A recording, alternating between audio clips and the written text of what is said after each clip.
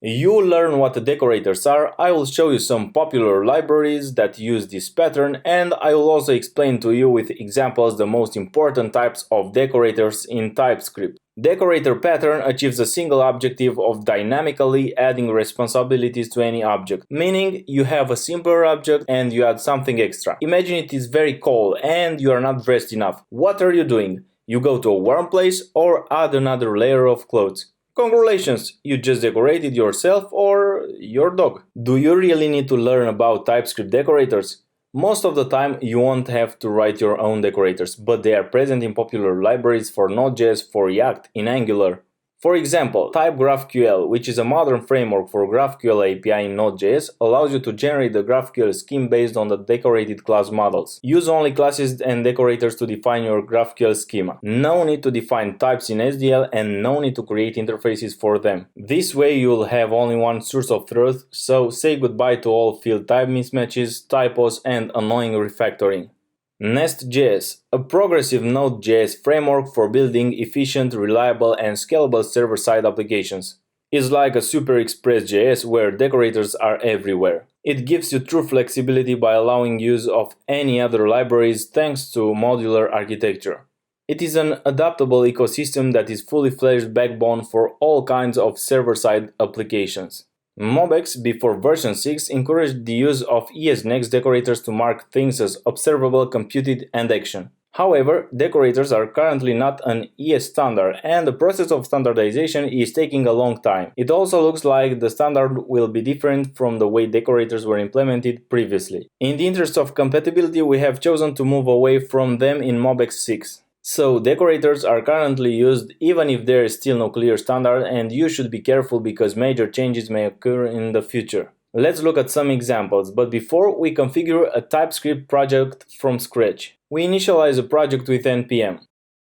We install as development dependencies TypeScript, TypeScript types, tsnode that allows us to run TypeScript files immediately, and nodemon to watch for changes in the code and the output to be displayed fast on the screen. We create a new script called dev to start the project.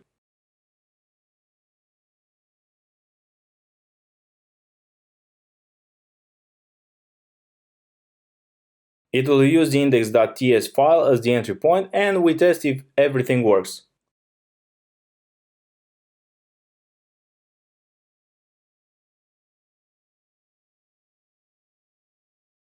That's good. Hello world is displayed in the console.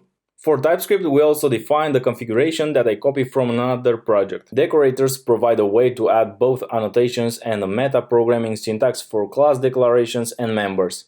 Decorators are a Stage 2 proposal for JavaScript and are available as an experimental feature of TypeScript. The minimum target must be ES5. To enable experimental support for decorators, you must enable the experimental decorators compiler option either on the command line or in your tsconfig.json. We define the post class, which is a model for a blog post. In order not to complicate things, we define a single field, title, and a constructor.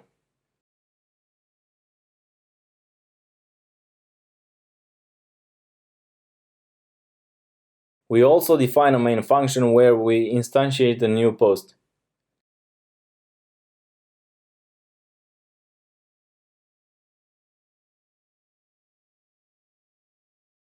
The title can have any length, but we want to limit the number of characters to a user-defined limit. For this, we want to define the property decorator max. Notice the notation with a prefix in front of the decorator's name and the fact that it is declared immediately before the title field. 100 is a character limit. If you have experience in C#, Java, for sure you know what reflection is. A similar concept is in TypeScript, which helps us to get valuable information, metadata about properties, type of arguments, type returned, and so on. Reflect-metadata is a library that allows us to do this more easily, and we will immediately see how we use it. We have to import it at the beginning of the document.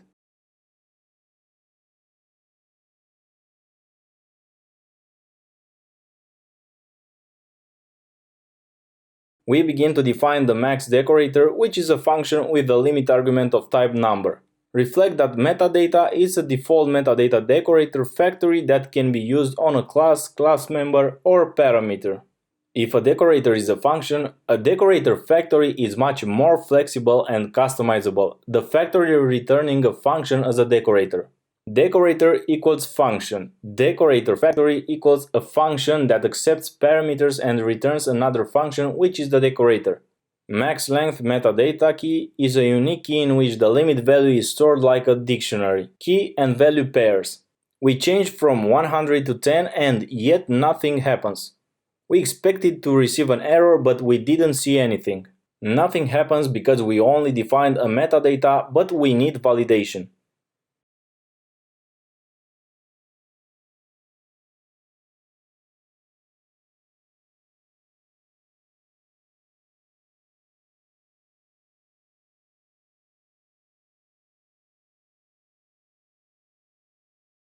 We define a new update title method which, when executed, will validate the title.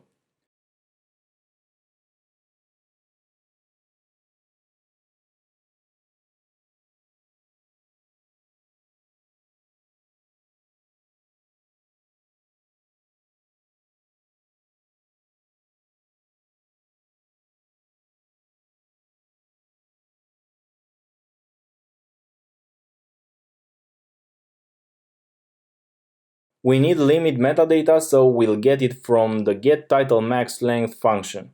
The first argument is an object. It is either the constructor function of the class for a static member or the prototype of the class for an instance member. This is called target.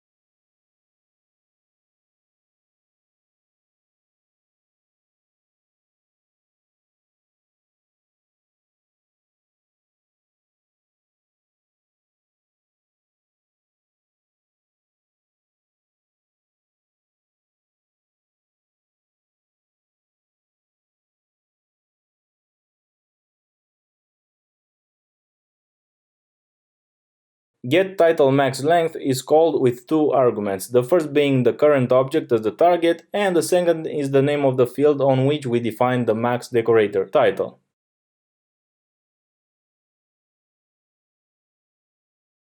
We check if the length of the new title is longer than the limit, and if that happens, we throw an error.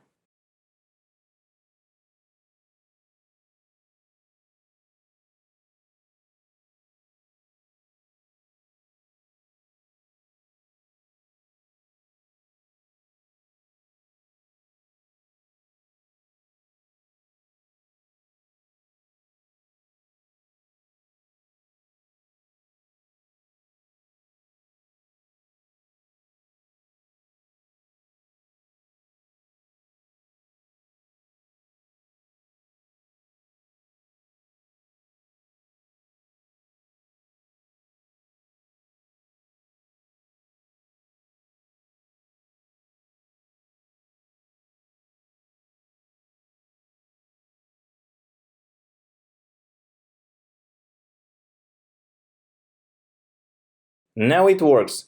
As you can see, we get an error and that's what we're glad about. Weird. Refactoring the code, moving the max decorator to a separate file in the decorators directory, and that's it. Next, I will explain the method decorator.